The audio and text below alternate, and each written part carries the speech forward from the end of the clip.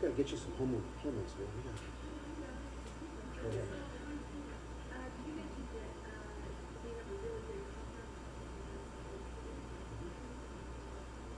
It's Netflix.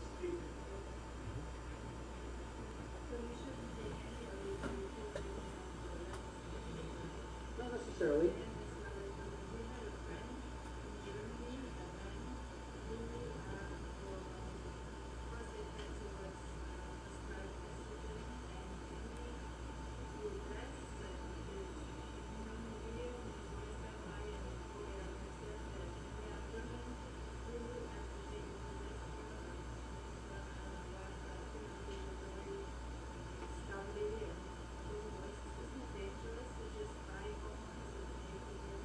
It is dangerous to just buy hormones and take a pill. It's not dangerous if you have a doctor that knows what they're doing, prescribe the correct dose, and monitor it for you to the appropriate levels. Of course it is. Did you have a beard when you were 20? Well, we bring your levels back to what you had when you were 20. Did you feel well when you were 20? You did. Did you feel great? Did you function well? How was everything? Great. That's what we're bringing levels back down to. Is one glass of wine good? American Heart Association says, yeah. What about 2 bottles of wine a day? That's not good. Well, is wine good or bad? Well, some is very good, but too much is not good. The same thing applies to the hormones. And the man that was taking estrogen, you can't use that as an example because that's a prostate cancer treatment. That goes into a completely different category. Yes. Well, you know, when you were saying that you have to reverse the problem that already damaged the sleep, isn't that a little bit different from the libido? Because that can actually be improved, correct? Yes. The question is, well, can hormones reverse some problems? Well, sure, that's a symptom. You can reverse the libido issues by improving libido. If you have a loss of a nerve that's dead, that's not functioning, no, I can't make that nerve grow back. If you lose bone and you have severe osteoporosis, we can grow bone back. You'd be surprised at what we do with bones. We can take people with severe osteoporosis and in 5 or 6 years put them not only from osteoporosis to osteopenia, but back to normal bone density, all within a period of 6 years. Tremendous improvement. So yes, we can grow that, but there's some things that we can't change. Skin thickness will improve some, but will not reverse entirely. So yeah, some things improve, but no, you're not going to be 20 again. Do people ever grow their hair back? Men, no, unless you use something for hair growth. For women, yes, absolutely. Put the thyroid back to where it was, hair starts to come back. Nails start to become thicker again. Skin is not so dry and scaly. A question from a man. Well, I just have my first thing. I have a lot of symptoms that started and he did a blood test for this and he said, finally, is there a man from the past and be a synthetic good luck.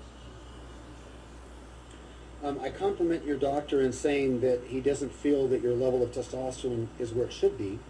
Most doctors will say, well, the bottom end of normal is 240, yours is 241, you're normal, you don't need it. 240 or 241, the body doesn't know the difference. The body does know the difference between 240 and 1,000. So bringing the level up to optimal is what our goal is. How you do it differs between different types of doctors. The patch we used to use years ago, but it's sort of out of vogue now because we have transdermal creams that absorb much better. Unfortunately, you will not get the level that you need to with your patch. You'll probably have to put on 4 patches in order to get your level from here up to there. Right now, with your patch, you went from there to maybe there. You need to go up to there, which is optimal. So either 4 patches, which becomes a user-friendly issue as well as a cost issue, to just using a little bit of cream and getting tremendous levels. And the compounding pharmacies make a compounded testosterone for men and for women. You use just a tiny bit, it's very concentrated, it's absorbed great, you get great levels. It's much cheaper, much easier, much more user-friendly, and much more protective of your heart, your skin, and your bones, and your memory. So I really wouldn't use the patch. Use the... Absolutely.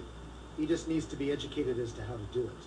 That's what I'm doing here this weekend, is educating doctors on how to do all of this. Yeah.